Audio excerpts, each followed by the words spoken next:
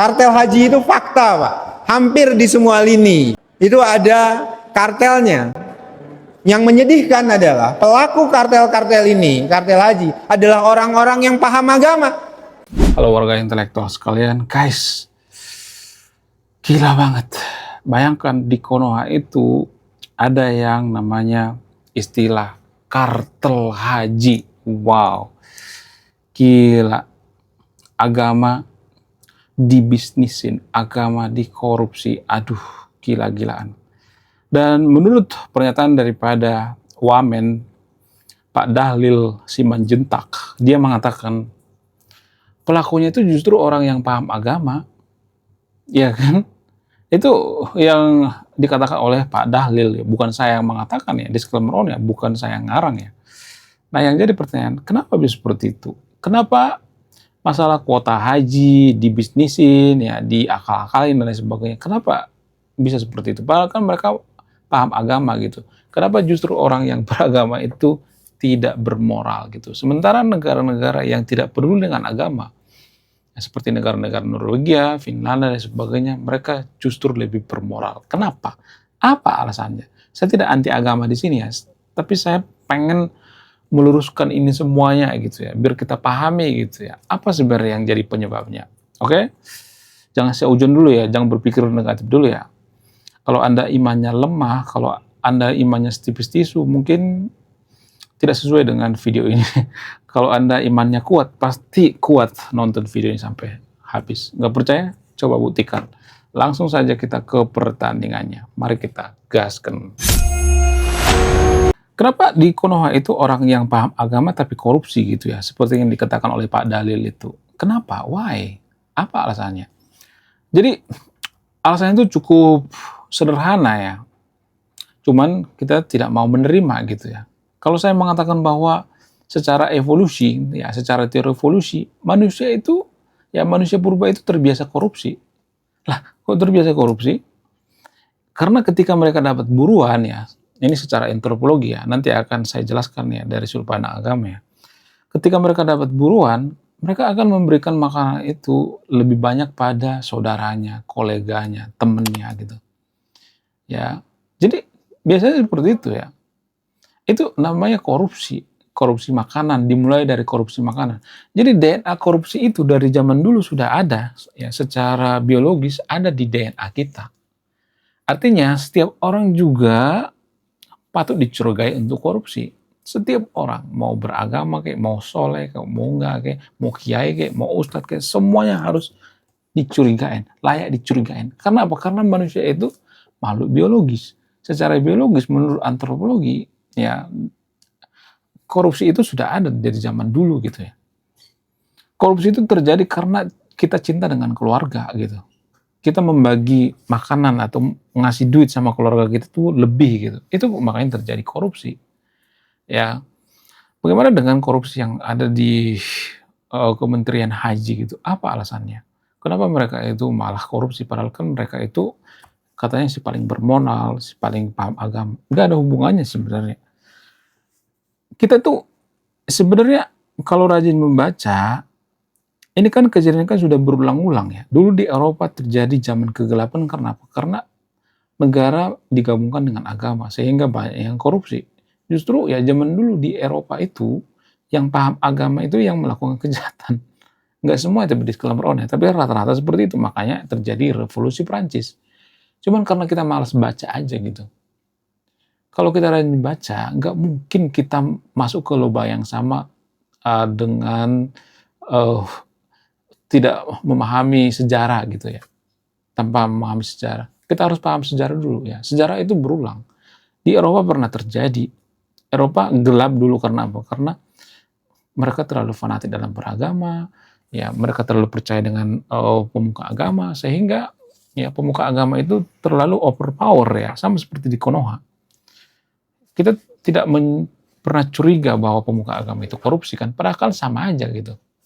Pemuka agama juga makhluk biologis juga kan, ya kan.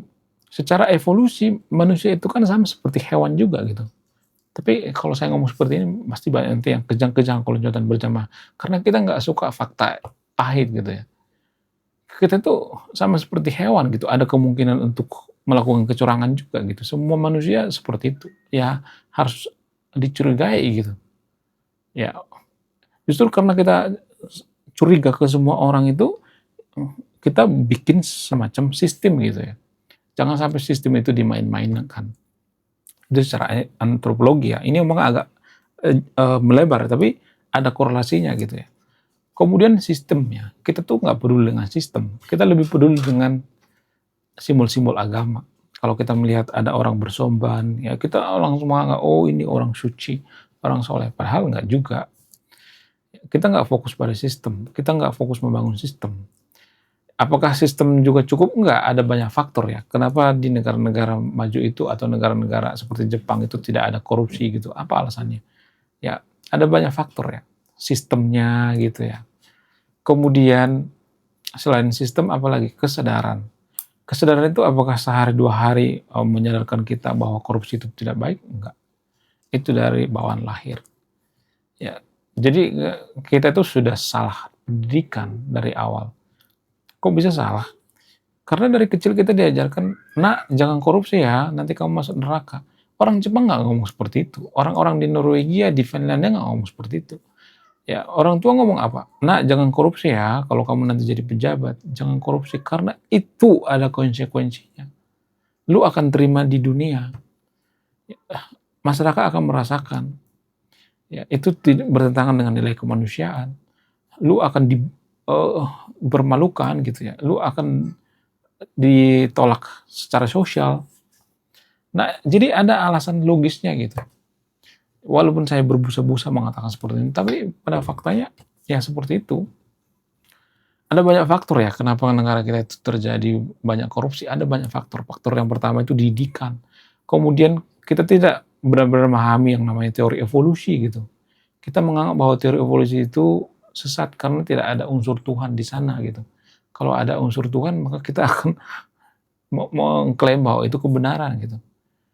Ya, jadi secara teori evolusi manusia harus dicurigai. Karena apa? Karena kita punya DNA korupsi dari dulu itu, dari berjuta-juta tahun gitu ya. Manusia purba dengan manusia modern itu kan punya gap jutaan tahun.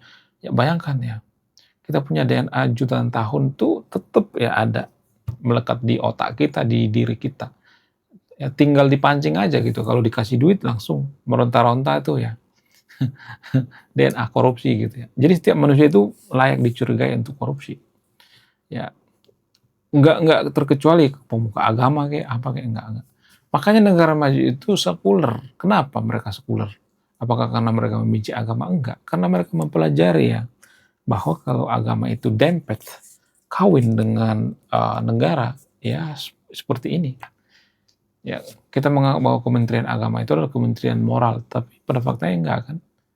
Ada banyak pemuka agama kok yang disogok di Konoha. Tempat pencucian uang. Ada banyak kok seperti itu. Di Konoha tapi ya, disclaimer orang enggak semuanya. Saya enggak anti agama. Saya ngomong seperti ini nanti pasti saya akan dicurigai anti agama. Oh kamu anti agama. Gue enggak. Gue anti terhadap agama yang mengajarkan umatnya itu tidak peduli dengan korupsi gitu ya. Harusnya peduli dengan korupsi. Harusnya ngajarin gini nih ya sama umatnya. Lu jangan korupsi, ada konsekuensinya. Lu akan dipermalukan, lu merugikan orang. Jangan sedikit-sedikit masuk neraka. Ya, enggak semua orang percaya dengan neraka. Pemuka agama juga banyak kok yang enggak percaya dengan neraka. Kepercaya, ya mereka banyak munafiknya gitu ya. Enggak semuanya tapi disclaimer on ya. Ya, ada juga yang munafik gitu. Ya, karena enggak bisa dibuktikan secara ilmiah, mereka juga kadang-kadang berpikir seperti itu ya. Surga dan neraka itu kan enggak bisa dibuktikan secara ilmiah. Menurut keyakinan saya, surga itu ketika tidak ada orang yang korupsi gitu ya. Maksudnya minim korupsi.